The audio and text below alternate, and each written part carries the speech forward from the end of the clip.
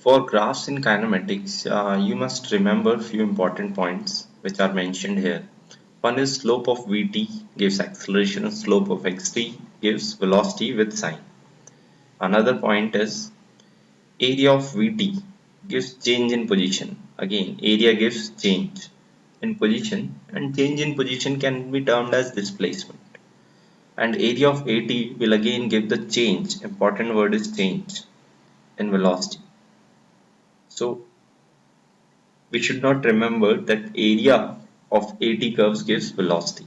It gives the change in velocity as this ADT equal to delta V.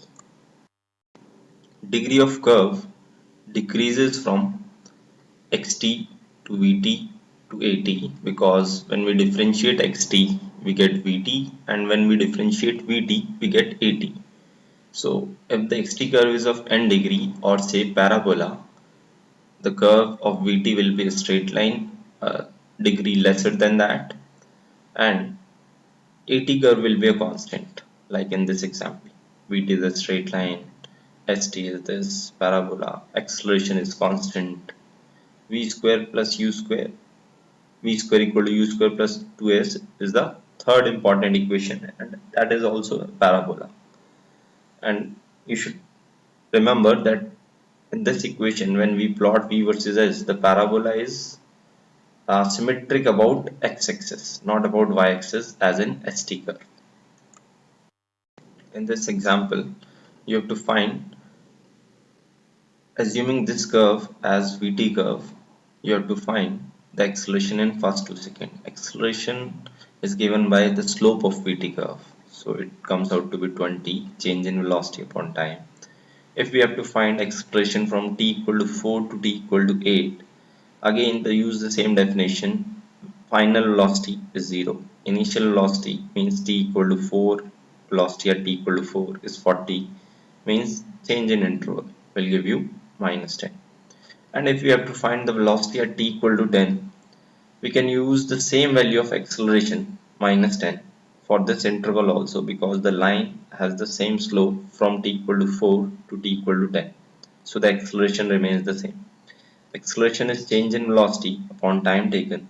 So using acceleration as minus 10, we can get the value of v at t equal to 10 as minus 20.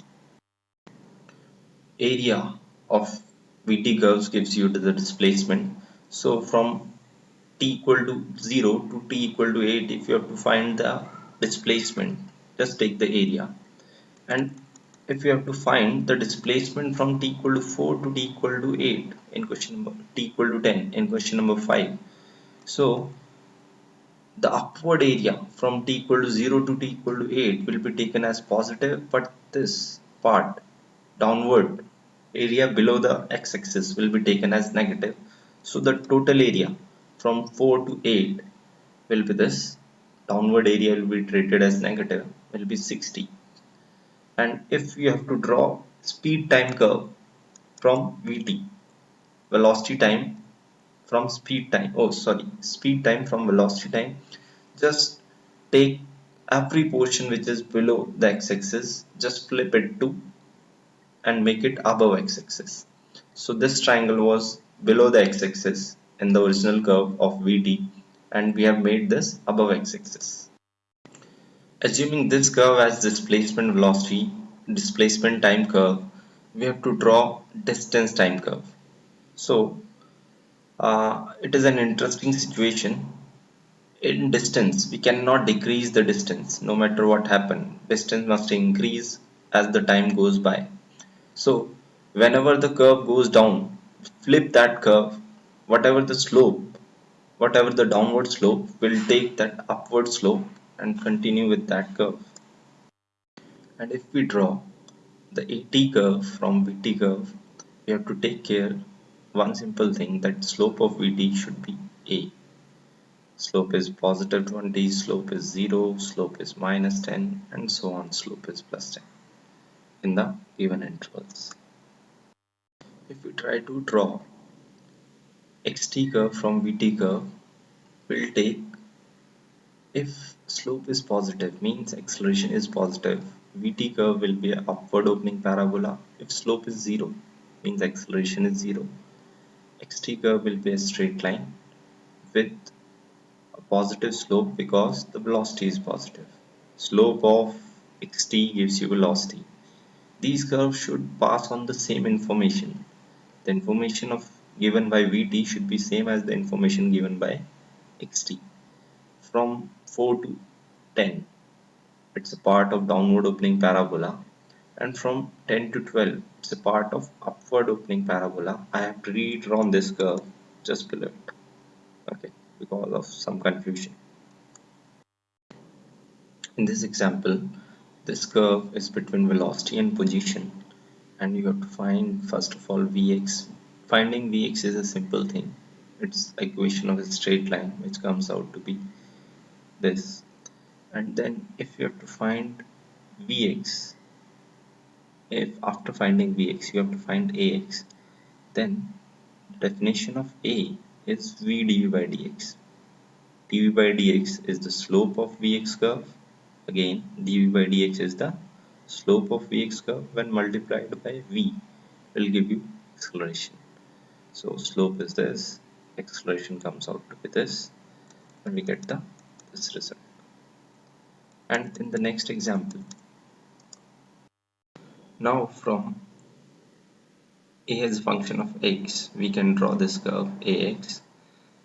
From the equation, it is quite easy that Ax is a straight line with positive slope and negative y-intercept.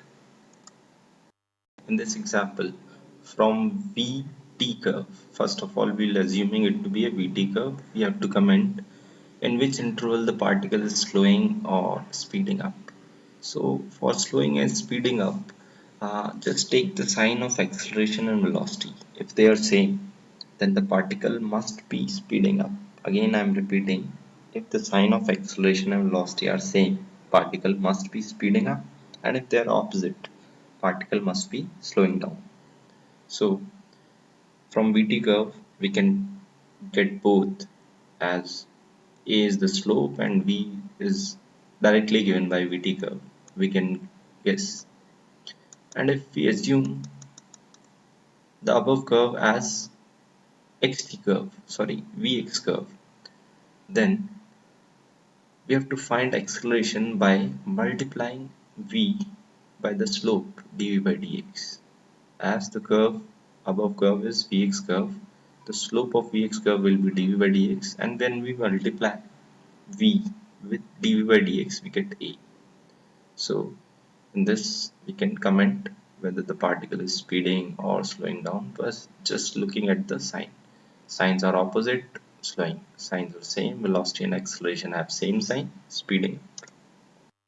Okay, another interesting example in which this thing is used, that area under AX curve gives you VF square minus VI square by 2. Basically area under AX curve gives you change in kinetic energy divided by m.